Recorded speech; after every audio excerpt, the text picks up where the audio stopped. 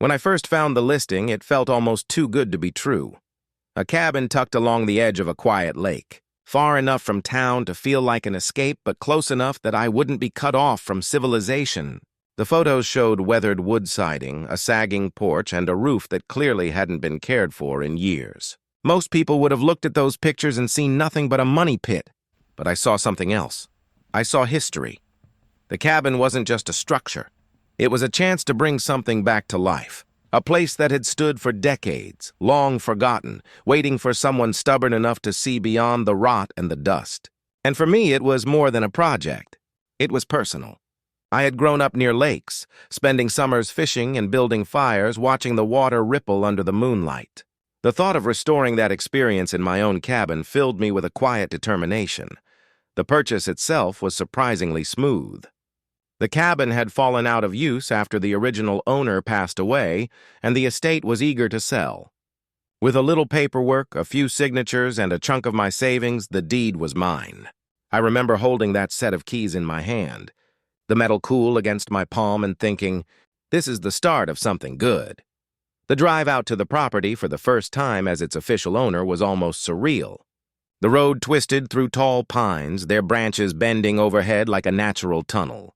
The air smelled sharper out there, a mix of pine needles and damp earth. And then, through a break in the trees, the lake appeared.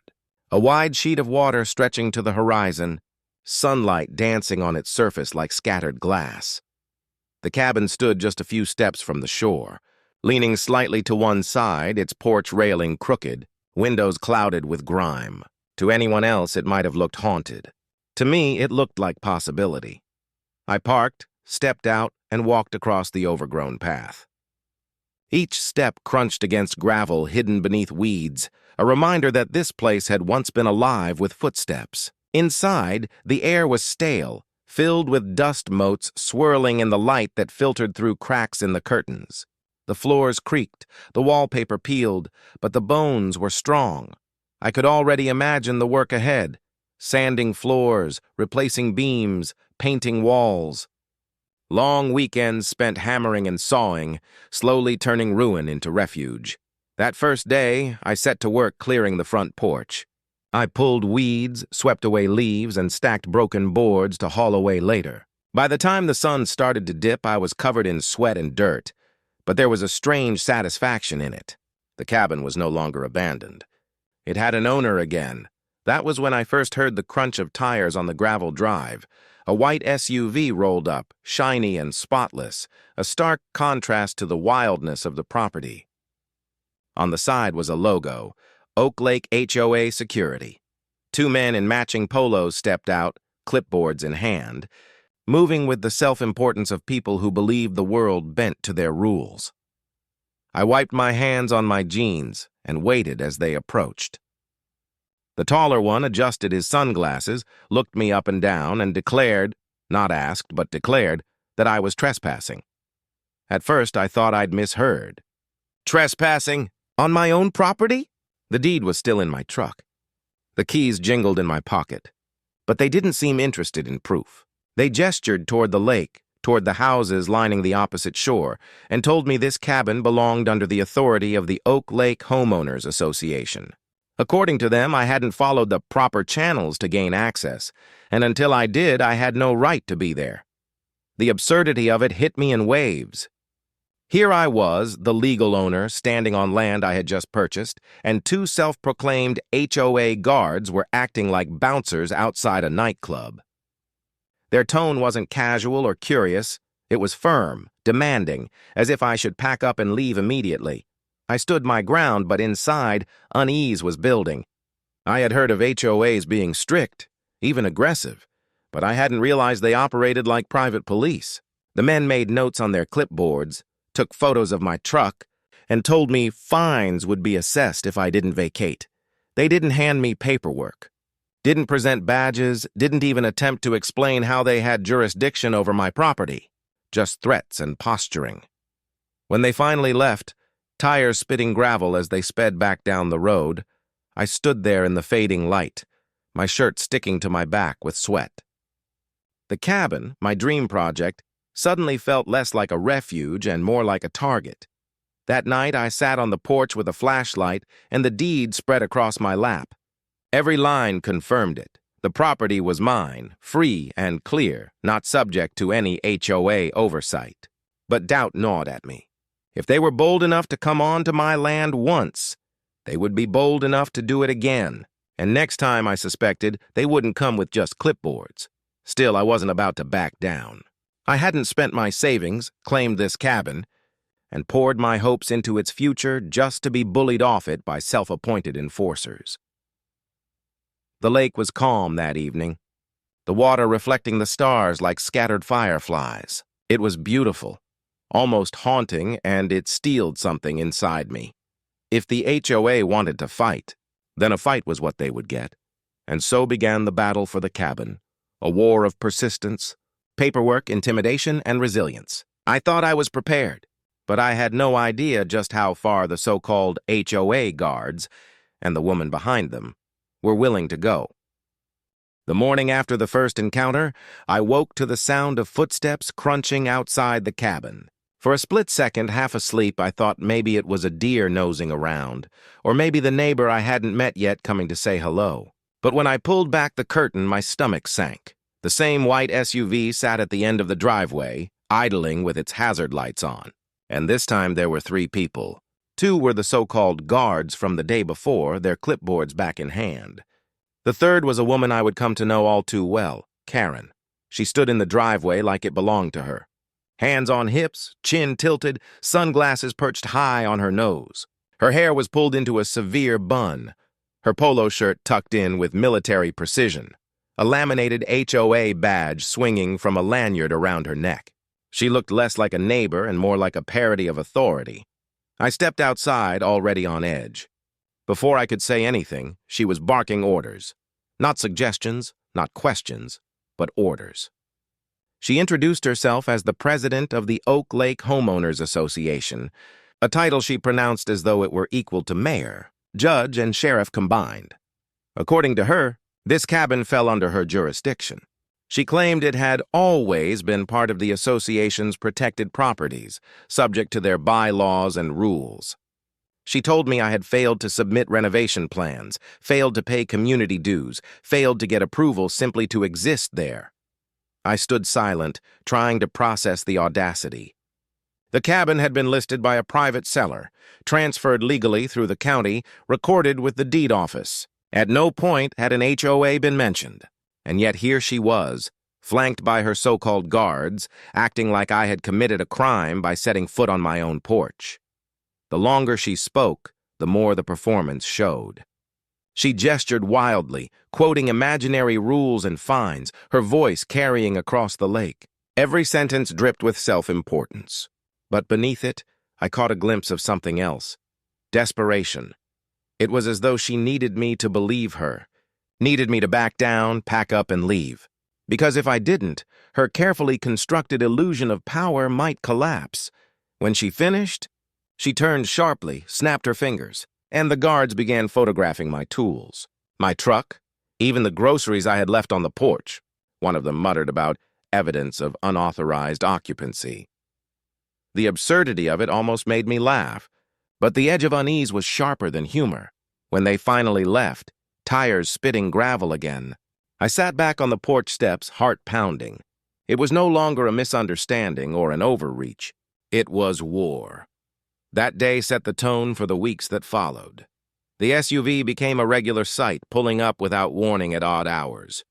Sometimes they would park at the end of the driveway and just sit there, watching, making notes. Other times they would stomp up the path and snap photos of every nail I hammered, every board I shifted. The intimidation was constant. I would wake in the night to find the SUV parked just far enough down the road that its headlights glared faintly through the trees. Once I caught one of the guards standing near the property line with binoculars, staring into the windows of the cabin. I started keeping my deed and paperwork close, flipping through it each night as though the pages could shield me from their harassment. I knew the truth was on my side. But truth meant little when the opposition shouted louder, carried themselves taller, and had an entire HOA board behind them, and then came the letters. The first was slipped under the cabin door, stamped with the HOA's logo. Inside was a violation notice, demanding payment of dues for the last 5 years, thousands of dollars, plus administrative fees for failing to submit renovation plans. The language was written in the tone of a government summons, thick with legal jargon, but the paper itself was flimsy, the font inconsistent, as though it had been thrown together on a home computer. I crumpled it up and tossed it into the box where I had started collecting evidence. The second letter was harsher. It warned that if I did not comply, the HOA would take steps to secure the property. The phrasing was vague but threatening. My hands trembled as I folded it neatly and added it to the box.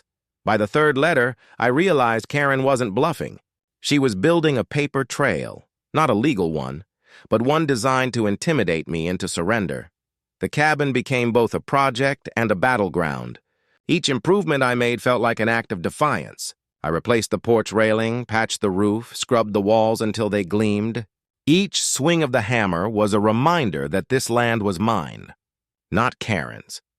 But the better the cabin looked, the worse Karen became. One afternoon, while I was painting the trim, I heard voices near the driveway. Peering through the trees, I saw Karen again, this time with a small group of HOA board members. They stood clustered like an audience, Karen waving her clipboard as though giving a sermon. She pointed at the cabin, at me, and I could hear the words drifting on the wind. Trespasser, squatter, illegal. It was then I realized her strategy. She wasn't just trying to scare me. She was trying to turn the entire community against me. If she could convince the neighbors I didn't belong, then in their minds, maybe I truly wouldn't. The board scribbled notes, nodded reluctantly, and Karen puffed up taller, feeding off their compliance. When they left, I knew this wasn't just harassment anymore. It was reputation warfare. That night, I sat by the lake, watching the moon ripple across the water. I thought about the absurdity of it all, that I had bought this cabin to renovate, to find peace. And instead, I was locked in a battle against a woman who had appointed herself queen of the lake. But beneath the absurdity was something more dangerous. Karen wasn't stopping. Every tactic so far had failed to drive me off, which meant her next moves would be bigger, bolder, and riskier, and I wasn't sure just how far she was willing to go. The thought unsettled me enough that I called the county office the next day. I explained the situation, laid out the harassment, and asked for clarification. Their response was simple and direct. My deed was valid, my land was private, and the HOA had no legal authority over it. The relief was real, but it was short-lived. Because knowing I was in the right was one thing, making Karen accept it was another. And if her behavior so far had proved anything, it was that facts weren't her currency. Power was. As I hung up the phone, I looked out at the cabin, its frame silhouetted against the trees. It was mine, legally and morally. But holding on to it was going to take more than paperwork. It was going to take grit, and if Karen wanted a war, then she had just gotten one. The third week of ownership should have been the honeymoon phase of the renovation. By then, I had scrubbed the grime from the kitchen walls, pulled up most of the rotted carpet, and set aside weekends for sanding floors. It was exhausting, messy work, but every small improvement felt like progress toward reclaiming the cabin. But by the third week, the project had also turned into a siege. Karen had realized intimidation alone wouldn't be enough to drive me out. The SUV still showed up daily, the guards still scribbled notes on their clipboards, but their routine grew more aggressive. They no longer stopped at the driveway. They ventured up onto the property itself. They paced across the porch, leaned against the cabin walls, and left boot prints in the dirt where I had just leveled a new path. I had grown used to being watched, but now it felt like an invasion. Every time I stepped outside, their eyes were on me, cold and unblinking, as if daring me to react. One Saturday morning, I was hauling lumber from my truck when I found a bright orange sign nailed to the cabin door. The words were printed in bold, all caps, "Stop work order, property in violation of HOA codes." For a moment, I just stared at it. The audacity of it nearly knocked the breath from me. It was designed to look official, with a seal that vaguely resembled a county crest, but closer inspection revealed the details were laughable. The seal was pixelated, copied straight from an internet image. The contact number listed at the bottom wasn't for a government office. It was Karen's cell phone. Still, the message wasn't meant to hold up in court. It was meant to rattle me, to humiliate me, and maybe, just maybe, to make me question whether standing my ground was worth the fight. I tore the sign down, shoved it into my evidence box, and went back to work. But the more I ignored her, the more Karen escalated. The first act of sabotage came 2 nights later. I had left lumber stacked neatly near the porch, ready for framing the next day. When I stepped outside in the morning, the stack was scattered across the yard, boards twisted and broken as if someone had stomped on them in the night. Nails I had sorted into jars were spilled into the dirt. The guards had never hidden their presence, but this was different. This was sneaky, cowardly. An attack carried out under cover of darkness. I knew immediately who was behind it. Karen had always carried herself like a queen issuing decrees. But behind her self-importance was a mean streak. If intimidation failed, destruction was her next tool. I set up cameras that afternoon, hidden near the trees and the porch. Every angle of the cabin became monitored. If she or her guards set foot on my land again, I wanted proof. The cameras changed everything. The following week, the SUV returned late one evening. Through the grainy footage, I watched 2 of the guards step out, look around, and drag trash bags from their trunk. They dumped the bags near the edge of my property, tore them open, and spread garbage across the path. Cans, bottles, even old magazines. The intent was clear, to make it look like I was the one littering, to create evidence for their harassment campaign. I gathered the footage, saved it, and added it to the growing archive of evidence. But even with proof in hand, I couldn't shake the knot in my stomach. Because if they were willing to trespass at night, if they were willing to sabotage property and plant trash, what would they do next? Karen, meanwhile, shifted her campaign into the community. Word spread that she had been holding HOA meetings in her living room, waving copies of the fabricated violation letters and warning neighbors about the squatter at the cabin. She told them I was dangerous, unstable, that I had refused background checks and posed a threat to property values. Some neighbors believed her. I noticed people on the lake trail avoiding eye contact when I waved. A few crossed to the other side when I approached. Others slowed their cars when passing the cabin, rolling down windows to snap photos. The smear campaign was working, not because it was true, but because Karen delivered it with conviction, and fear spreads faster than facts. Still, not everyone bought her story. One evening, as I worked on the porch, a couple walked past on the trail. They paused, glanced at the cabin, and then quietly wished me luck. Their tone was cautious, almost guilty, as though speaking to me was itself an act of defiance against Karen. That small kindness mattered more than they probably knew. By mid-month, the situation boiled over.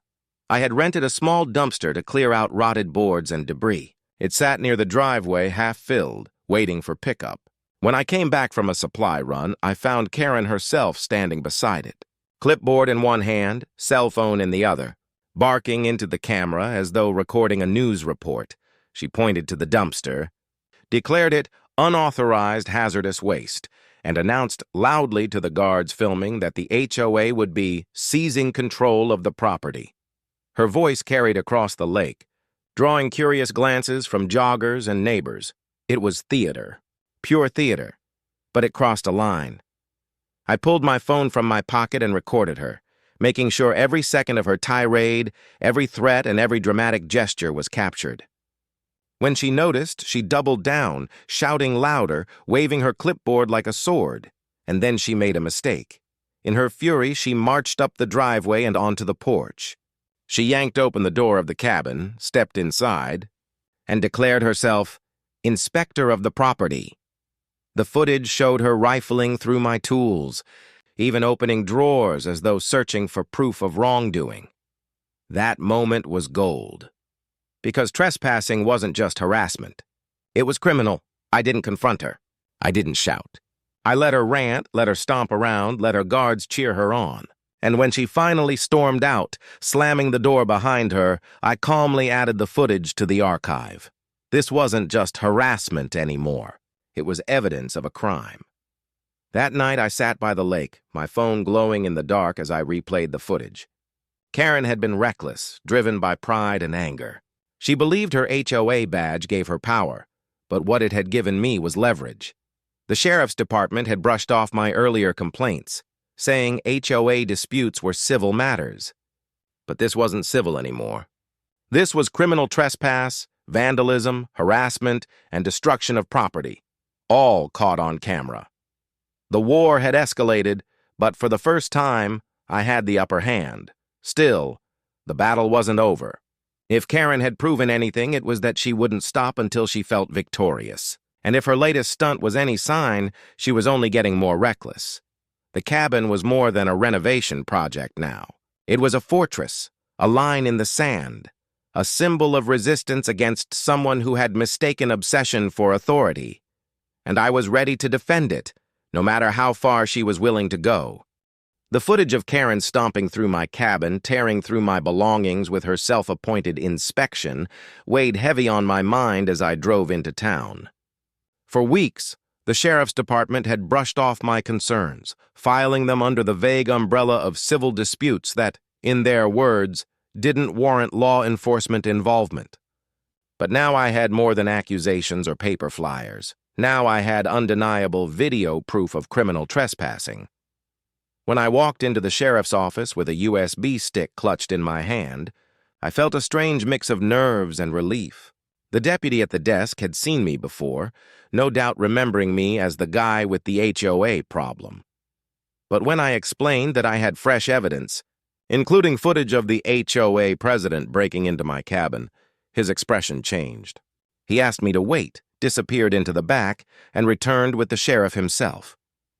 For the first time, someone actually listened. I laid out the pattern of harassment, the phony violation letters, the sabotage of lumber, the guards dumping trash, and now the trespass inside the cabin. The sheriff plugged in the USB, watched the video of Karen marching into my property and rifling through my drawers, and sat back with a low whistle. It was no longer a matter of neighborly disagreements. He told me the law was on my side, plain and simple. He couldn't promise Karen would be arrested on the spot, but he assured me that her actions crossed the line into criminal activity. A report would be filed, and if she pushed further, charges would follow. I walked out of that office lighter than I had felt in weeks. But what I didn't realize then was that Karen had no intention of slowing down. She had already committed too much to her campaign. She had lied too loudly, gathered too much of an audience, and convinced too many neighbors of her self-proclaimed authority. To back down now would shatter her illusion of control, and Karen would rather double down than face embarrassment. The very next day, I returned to the cabin to find my driveway blocked. 2 pickup trucks sat bumper to bumper across the gravel, cutting off access completely. The guards lounged against the hoods, arms crossed, smirks plastered on their faces. Karen herself wasn't present, but her orders echoed in their posturing. I parked down the road and approached on foot, phone recording the entire way. The guards didn't move. They muttered that I was trespassing on HOA-controlled land and laughed when I pointed out that the title deed in my truck said otherwise. It was theater again, another staged power play designed to frustrate me, to show the neighbors that Karen still controlled the narrative. With no way to bring in tools or supplies, I turned back, frustrated but determined. Later that night, I sent the footage straight to the sheriff's office. This wasn't just trespass anymore.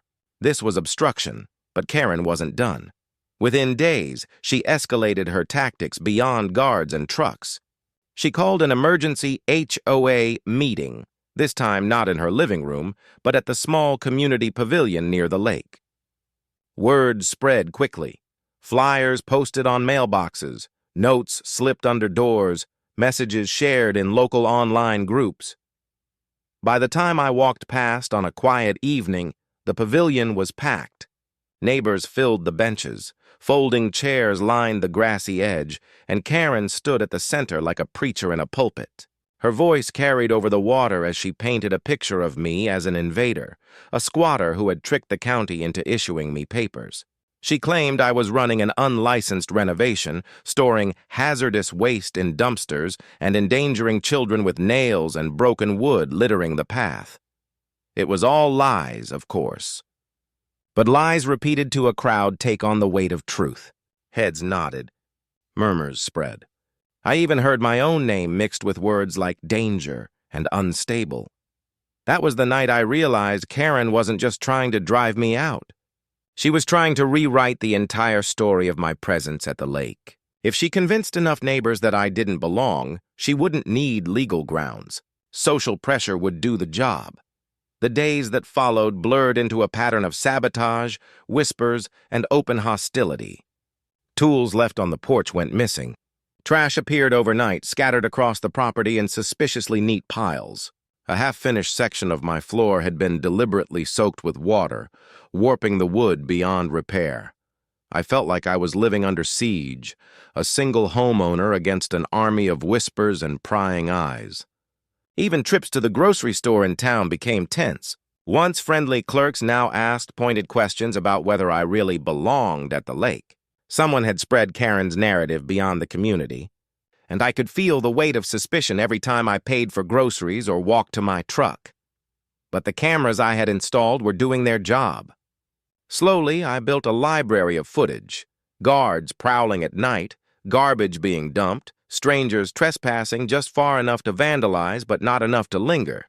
And in the center of it all, Karen herself, orchestrating, pointing, giving orders. I wasn't the only one watching either. The sheriff's office called me one afternoon to confirm they had reviewed the clips I'd sent. They told me the behavior was alarming, and while charges were still pending review, they strongly advised me to document everything and avoid confrontations. Avoid confrontations, easier said than done.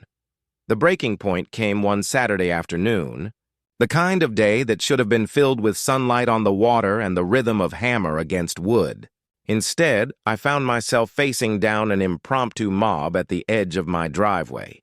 It started with two neighbors marching up with clipboards, declaring they were conducting an inspection.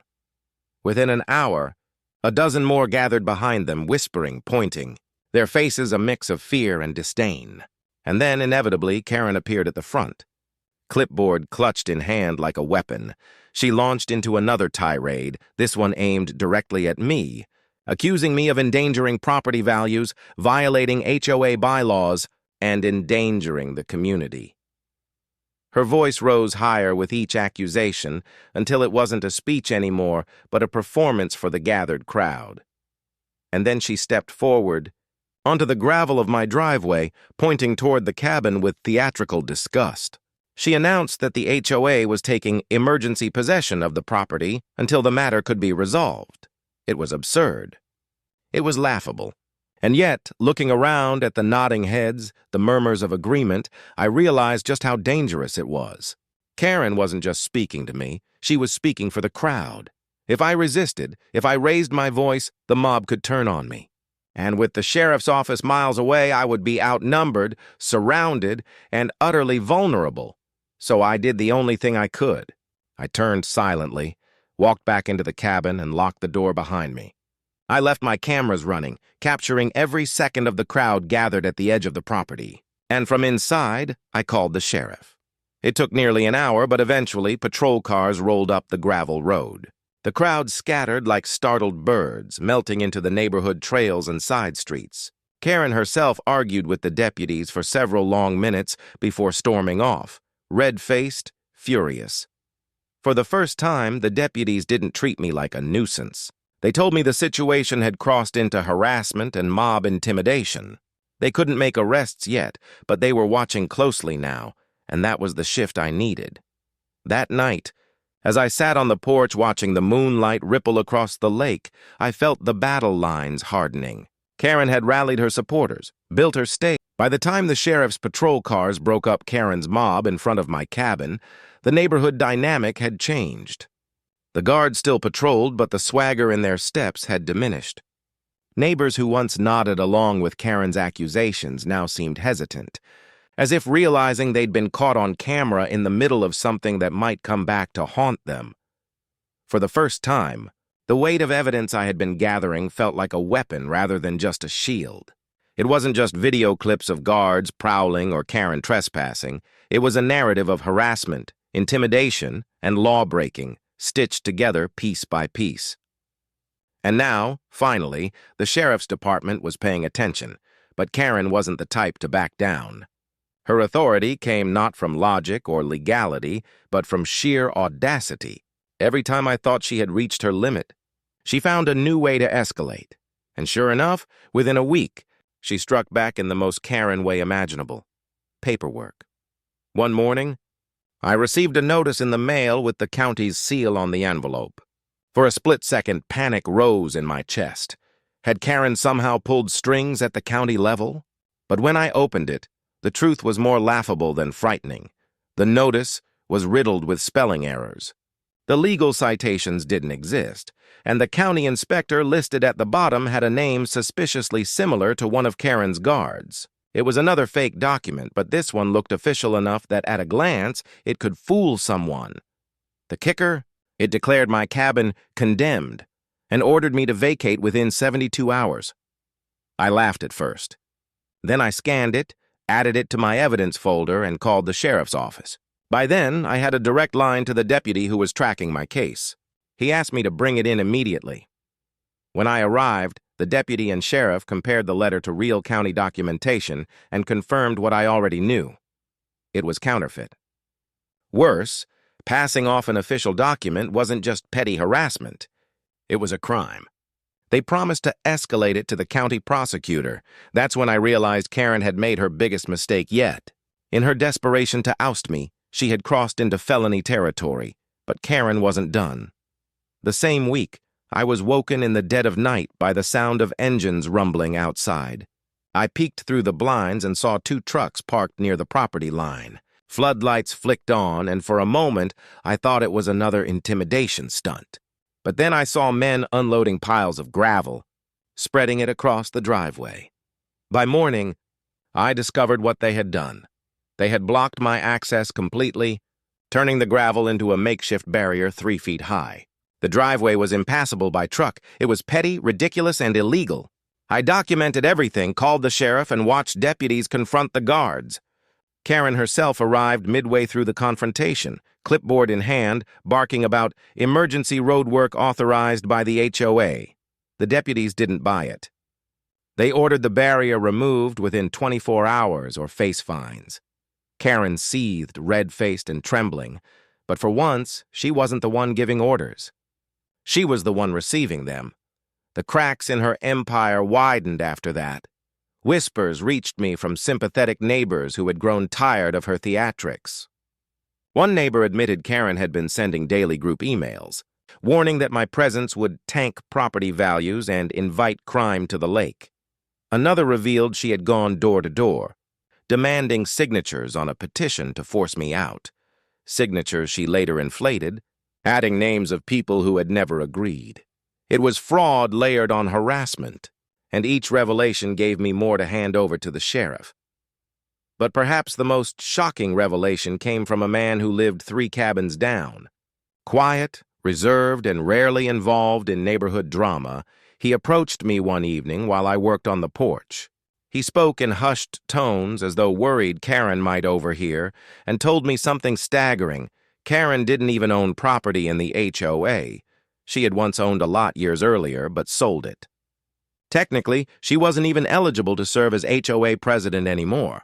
But because no one had challenged her, because she acted with such authority, the neighborhood simply accepted her leadership. It was the perfect metaphor for everything she had done, all bluster, no foundation. Still, the danger hadn't passed. Karen grew more desperate as her credibility eroded. She filed noise complaints against me with the county, alleging I was running construction machinery at all hours of the night. Deputies investigated, found nothing, and added the false reports to their growing file. She accused me of illegal dumping, claiming I was burying toxic chemicals by the lake. Inspectors showed up, found nothing but clean soil and renovation scraps, and walked away unimpressed. And then came her boldest move yet.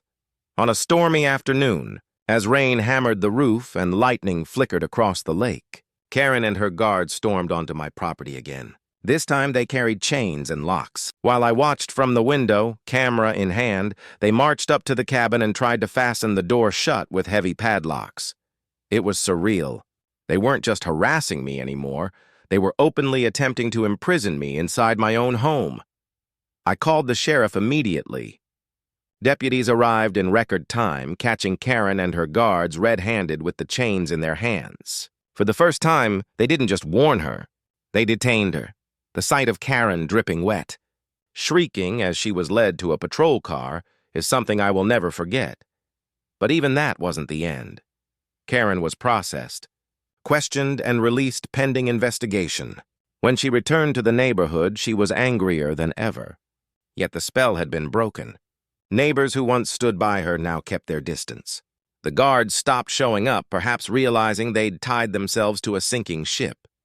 The cabin grew quieter, the air less hostile.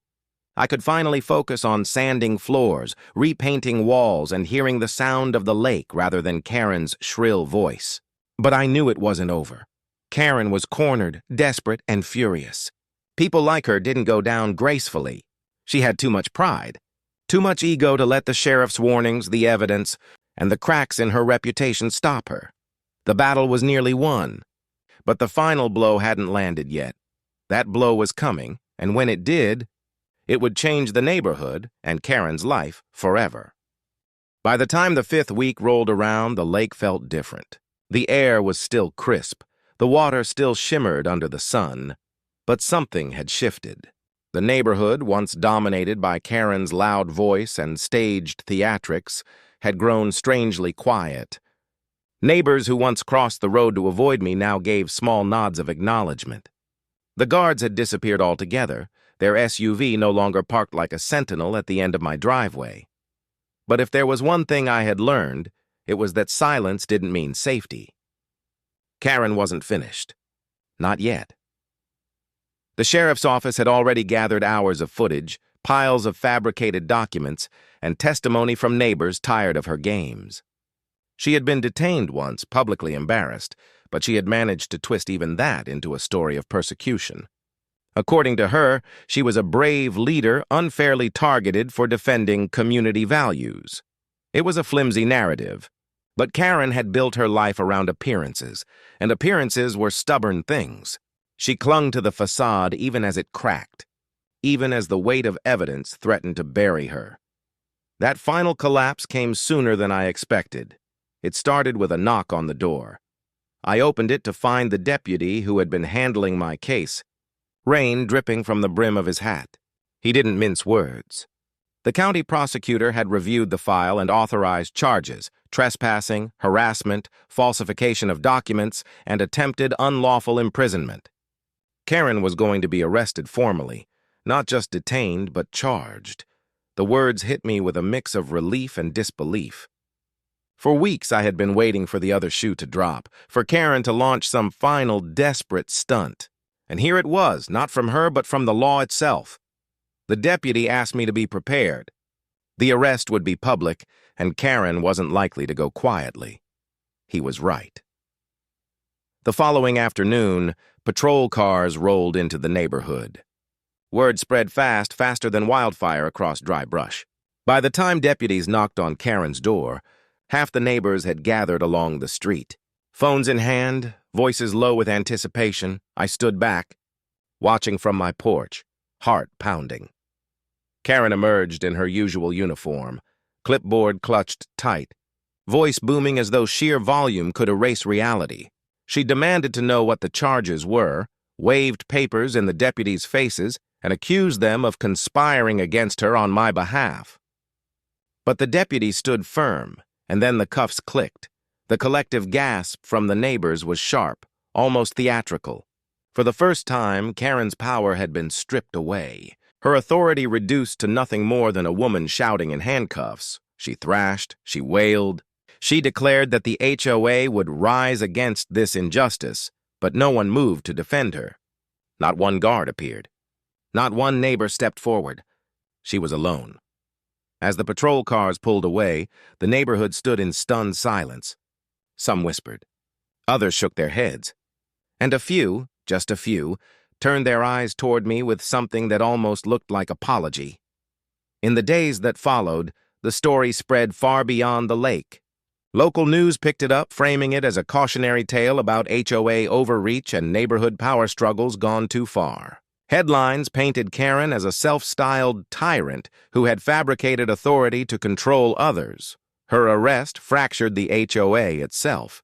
Without her at the helm, neighbors began comparing notes, realizing just how much of her leadership had been smoke and mirrors.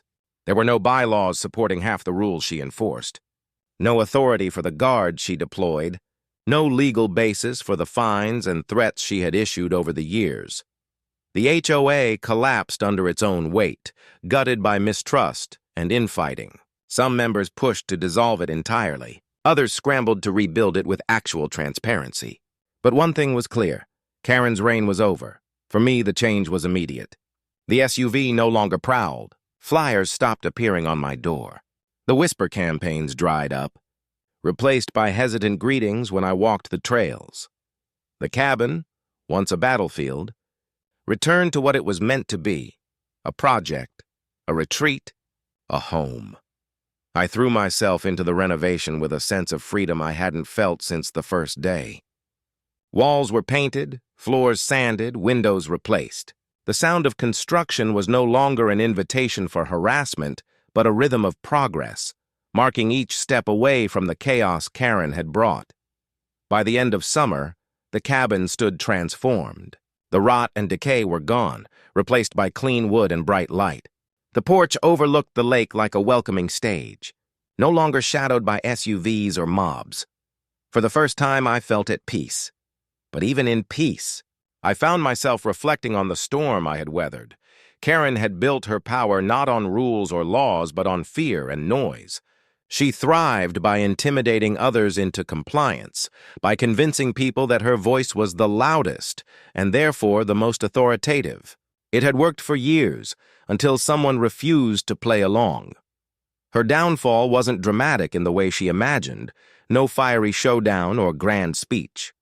It was slow, methodical, built piece by piece through patience and documentation. Every flyer I saved, every fake notice I scanned, every minute of footage I captured, it all piled up until the truth became undeniable. And in the end, the truth was the one thing Karen couldn't drown out.